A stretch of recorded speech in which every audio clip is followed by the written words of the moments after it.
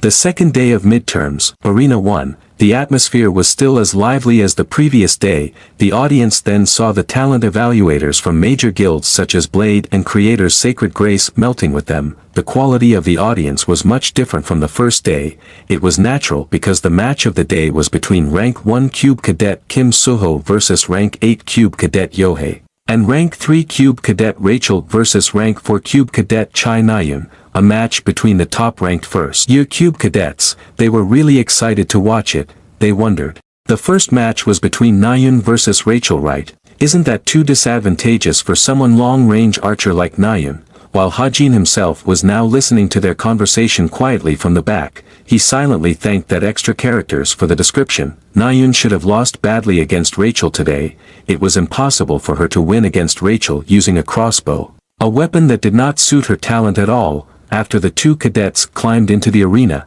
the host then announced. The 8th duel for the first-year cadets began. After the announcement, Nayun then grinned at Rachel and asked, "Why don't they exchange ranks today?" With an upward aiming position, Nayun then shot her arrow into the sky. The arrows then spread out, which then rained down towards Rachel. Even so, Rachel was able to dodge the arrows. It even felt quite relaxed for her, and when an arrow missed and was about to hit her, she then brushed it off using her rapier. Nayun was really surprised to see that. She did not expect her attack to be denied by Rachel so easily. The audience cheered when they saw that, while the audience was enjoying watching the match. Someone came. The person then looked towards Hajin, who was also watching the match. As the person approached him, Hajin then finally realized the presence of the person. The person turned out to be the boss of the criminal group Chameleon Troop. She sat next to him without saying a word. Wanted criminal, blacklisted by the Hero Association, boss of the famous Chameleon Troop. A powerful woman who managed to hide herself behind countless names and anonymity.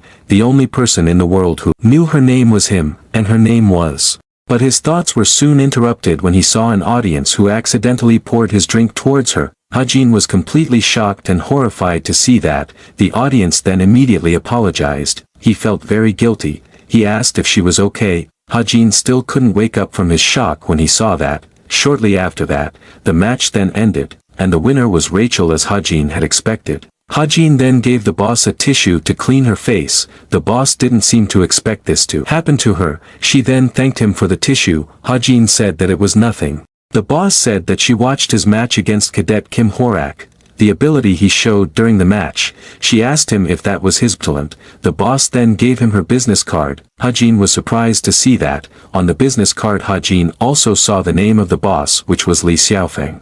But he knew that was not her real name. This must be one of her fake identities. But Hajin pretended not to know and asked, was she from a guild? It was not forbidden for her to communicate with a cadet before graduation, but when the boss was about to pull back her business card, Hajin then immediately said that he didn't say that he wouldn't accept it.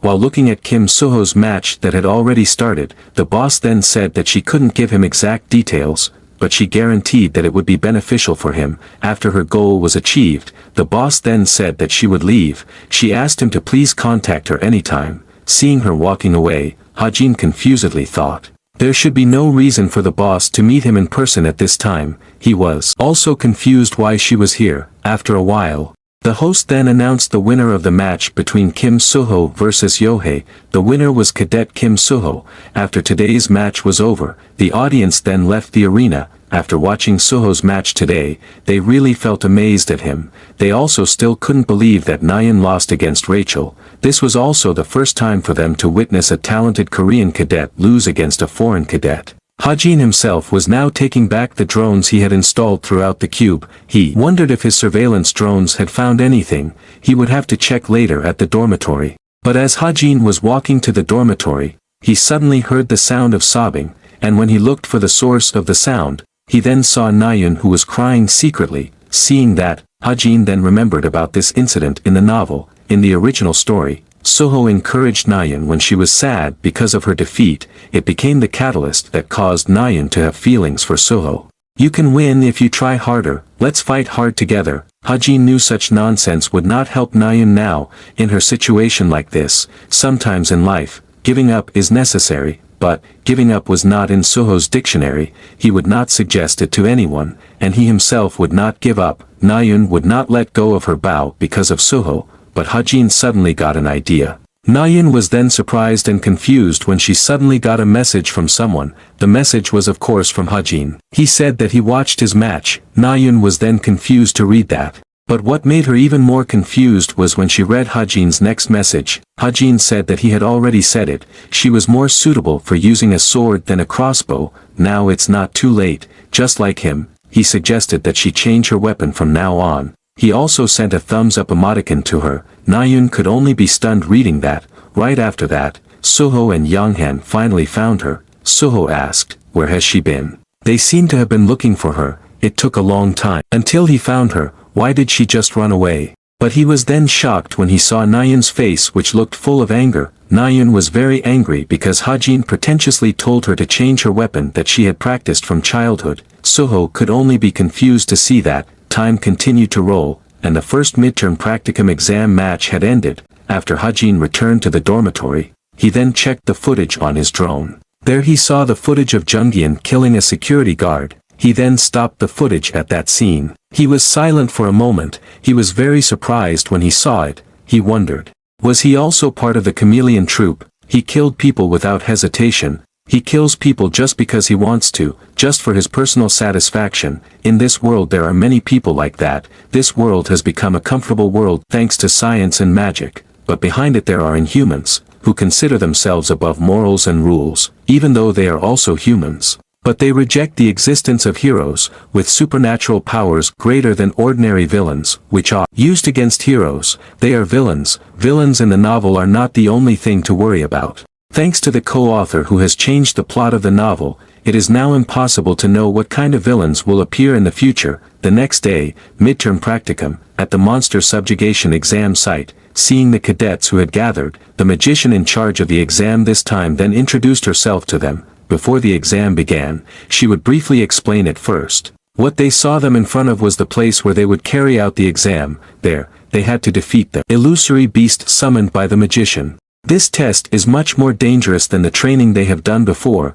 The beasts summoned here will have the same power as real monsters, and they will not disappear immediately even if the magician who summoned them cancels it. She asked them not to be too excessive in endangering their lives. If the situation worsens, just give up immediately. The cadets looked worried when they heard that. The magician continued. The criteria that will be judged is how long and how calm they handle the situation. The magician then ended his explanation. She hopes they will do their best. 4 people will start the exam at the same time, starting from Group 1. Group 1 consists of Hazuki, Kim Junho, Yu Jongjin, and Spainer. Hearing their names called, they then headed to the exam arena. Just before the exam began, the magician then said to the other cadets, while they were waiting for their turn, she suggested them to observe other cadets' fights, see how each cadet handles monsters, see if they have any flaws. Observe thoroughly, and if there's a better way to fight, they can express their views. After explaining at length, the magician cleared her throat for a moment.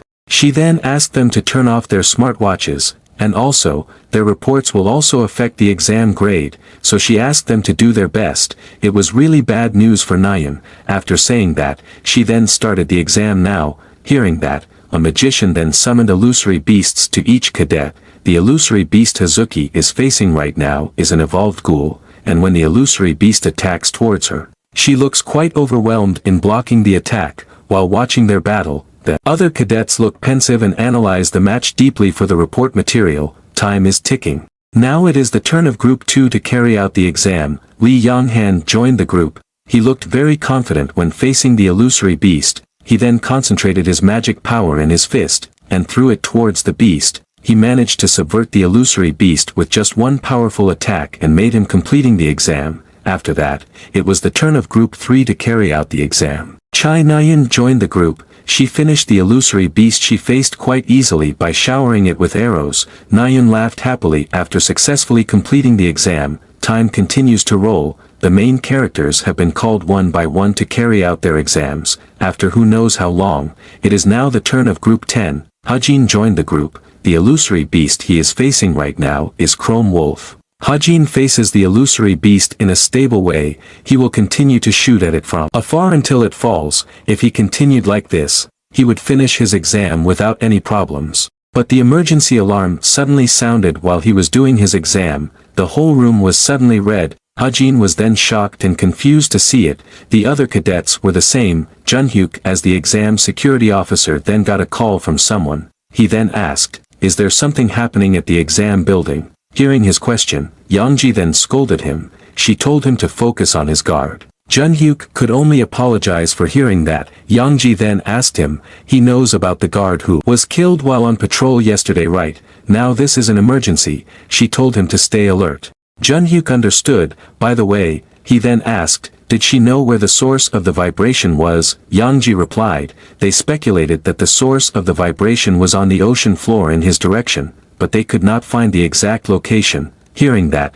Junhyuk hoped it was not something serious, but suddenly he heard the sound of someone's footsteps from behind him, and when he looked back, he then saw someone walking towards him. That person was Jungyang. He did not expect that there was someone here. Seeing him, Junhyuk immediately warned him. This place is prohibited for outsiders. He also asked, is he lost? But Jungyang asked him back, then, why was he here? Junhyuk replied, it was because he was not an outsider. He really couldn't understand the question. Jungyang then decided not to talk anymore. Junhyuk immediately became alert. With a cruel grin, Jungyang then told him to stay out of his way and get out of the way, if he didn't want to die. Junhyuk certainly wouldn't just obey. In the midst of this tense situation, suddenly, there was a very large vibration in the sea behind them. They then immediately looked towards the source of the vibration. Junhyuk was then horrified, when he saw such a large movement in the sea that it created a towering whirlpool. In the whirlpool was also seen a very terrible creature. Back at the exam site, the invigilator also realized the situation. They then announced to the cadets, they postponed the exam because there was a problem around the exam building. For all cadets, please leave the exam building immediately. The magician then went to the exam arena, and told the group 10 who were conducting the exam to stop their exams and leave this place immediately. Hajin was really confused at this time. What was happening now? In the midst of the panic that engulfed the cadets, a silhouette of someone heading to the exam building was seen. The exam building was now shaking violently, but what made Hajin even more worried was when the summoning of the illusory beast was not cancelled. In that tense situation, there was a sudden sound of shock from the invigilator when they saw an unknown person entering. Hajin felt that this situation was not an ordinary incident. One of the magician here must be a jinn. It wasn't Jin Hua, a magician who was the proctor of this exam. There was no notification of the setting change when he was nearby. In fact, he didn't detect any changes in anyone in this exam building. But, he suddenly realized something. He then worriedly looked in a direction. There was the sound of footsteps of someone who had just entered the room. The person then approached Rachel and greeted her. Long time no see, Princess Rachel. Rachel was very surprised when she saw the person. Hajin guessed, very likely, there were some extra characters that had never appeared in the original storyline. For example, Kim Chun-dong, the person who appeared was named Sir Alex Lancaster. This was a story that Hajin did not know. Seeing him, Rachel then respectfully asked, after the London incident a few years ago, where has he been, and what is his appearance? Hearing her question, Lancaster smiled. His eyes also shone red. Rachel really couldn't believe what she saw. He is currently also aware, so he has sold his soul. Realizing that, Rachel then scolded him. How could a former Imperial Guard captain like him do such a thing? Hearing that, Lancaster then said that there was a mistake in her words just now.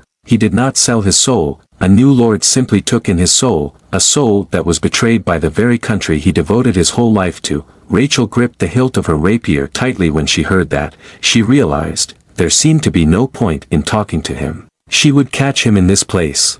With a quick movement, Rachel then rushed to attack towards him, but when she slashed towards him, Rachel was then surprised, because she felt like she was not slashing a human body. Seeing her confusion, Lancaster explained, unfortunately, his real body was not in this place, but elsewhere. He only showed himself here for a little entertainment. Out there is very chaotic. They do not have time to pay attention to this place. With the attack of monsters like Imugi, the exam site is really in total chaos. No one will come to help her. Lancaster then asked her, isn't this very different from United Kingdom, where countless deaths, regardless of the number, will be ignored, and only the royal family is the highest priority to protect? Rachel could only be silent. Hearing that, Lancaster then recalled the memories of that time. When the tragedy occurred, the room was completely covered in blood. he was seen hugging the body of someone who had died sadly. That person seemed to be very important to him. That incident made him hate the United Kingdom. Lancaster was silent for a moment when he recalled the painful memories.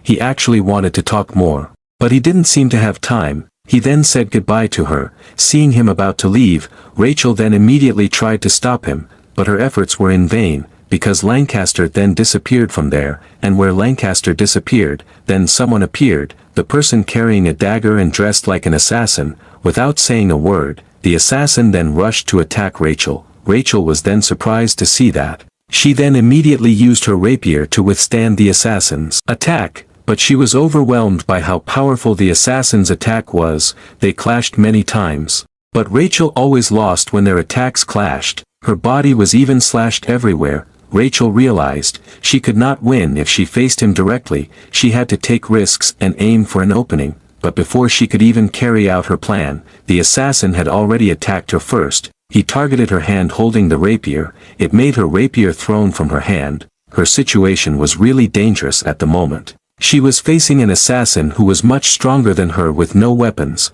But what the assassin did not realize was, the bracelet on Rachel's wrist suddenly glowed. Her rapier that was now far away from her did too, and as the assassin charged towards her, Rachel then controlled her rapier to fly towards him, but before their attacks could even clash, the wall behind them was suddenly destroyed. They were shocked to see it. On the wall that had been perforated, a silhouette of a person appeared. The assassin paused for a moment to see it, with a very fast and silent movement. The assassin then rushed to attack the person. The person turned out to be Hajin. Seeing the assassin rushing towards him, he then turned his Desert Eagle into shotgun mode, and fired it at the assassin when the distance between them was close enough. The shot really made the assassin's body crumble out of shape. The environment suddenly became quiet after Hajin finished the assassin easily. Hajin himself was quite surprised. Was it over with just one shot? But after he thought about it, it was only natural. It should be, because it was an attack that required 250 SP. Rachel still couldn't wake up from her shock. She was very shocked when she saw that. She also recognized Hajin. He was in the same class as her. Hajin then walked towards her and asked if she was okay, but after seeing Rachel's condition, he then realized how ridiculous his question was. He then said that he had a bandage, and as Hajin cleaned the blood off her wound with a cloth, Rachel winced in pain. Seeing that, Hajin said that if he was even a little late, she wouldn't be able to use the sword anymore. But when he saw Rachel's blood on the cloth, he then realized something. He unexpectedly managed to get the blood of Cube's top-ranked cadet. After all her wounds were wrapped in bandages, Rachel then thanked him. Hajin was quite surprised to hear her thanks. He then asked her not to think too much about it, but the lights in the room they were in suddenly turned on. Someone then called the two of them from above. She asked if they were hurt. They came to save them. The person was Jin Juhua, the magician in charge of supervising the exam this time. The person who was with her then reported to her. There were two cadets in the exam hall next to this place who were seriously injured. She was then surprised to hear that. She was also very angry at this time. Who would dare to do something like this, somewhere by the sea? Junhyuk was seen brooding while looking at the vast ocean in front of him. He was then surprised when he heard Yangji who called him from behind. Yangji asked, "What happened here? Did an Amugi appear?" Hearing that, Junhyuk said that she came late. The Amugi had been chased away. Yangji was then surprised to hear that. She then asked him, "Did he chase it away?" Junhyuk replied, "No, an intruder did it. He didn't know who triggered it, but the Amugi went berserk. Even so, the intruder attacked it blindly until he drove it away." He was amazed at the strength of the intruder when he witnessed it. He was really strong. But Yangji didn't just believe his story. She with a look of disbelief asked, "Did he tell her to believe it?" Junhyuk was not surprised at her disbelief. He himself could not believe what he had just seen, but he suspected that the intruder was likely to be a suspect in the murder at the police station. He asked her to do a search for him. In addition to the appearance of an unknown intruder, there was also the appearance of high-ranking monsters. It seemed that this midterm was a failure.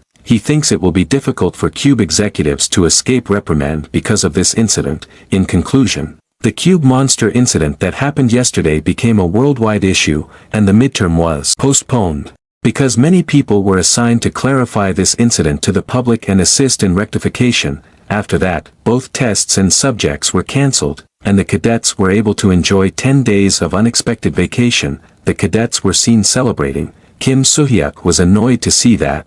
They are really wayward children. How can they have fun when there are many injured cadets at this time? But they don't seem to care about it at all. They have even planned what activities they will do during the vacation. Hearing that, Kim Soo-hyuk then told them to stop thinking about unimportant things and return to their respective dormitories quietly. While Hajin was listening quietly, he was then surprised when he got a message from his notebook. The message certainly came from the co-author. The storyline change message finally came. Hajin could only curse at the sight of it. The message contained a description of Alex Lancaster. A strong attachment to the family members who had passed away. His anger was getting stronger. There was a high probability that he would attack Rachel without waiting for reinforcements if the opportunity arose. His danger increased from 7.5 to 8.5. Reading that, Hajin wondered, wasn't Lancaster one of the characters he wrote who had a connection with England? His goal was to conquer the United Kingdom. The villain who was already quite strong has become stronger than in the original storyline and appeared earlier.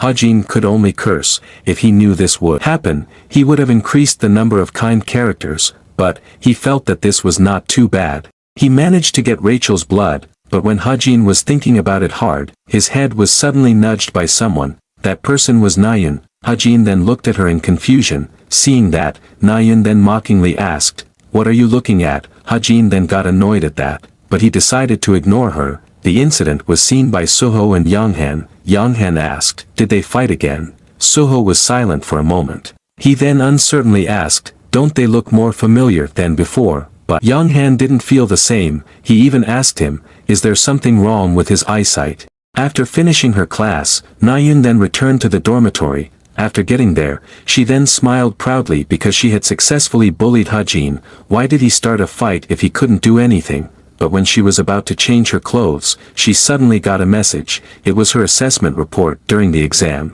Seeing that, Nayun then decided to immediately see the results. She was curious, because what Kim Soo-ho wrote was also in it, and she then read Kim Soo-ho's assessment of her. During the exam, it was a sure victory. She seemed to be worried about a lot of things. It seemed that there were some internal and external factors that took away her confidence. Even so, she is a talented archer and a very talented cadet, an unwavering killer with Qian Lima as her opponent. With hard work and extraordinary talent, she managed to give a perfect result. Someone might think she is not talented enough, but that is not true. Her shortcoming is not talent, but her confidence. If she continues to progress in the same way as the way she believed in herself today, he believes she can become the best hero. That was the report of Kim Soo-ho's assessment of her.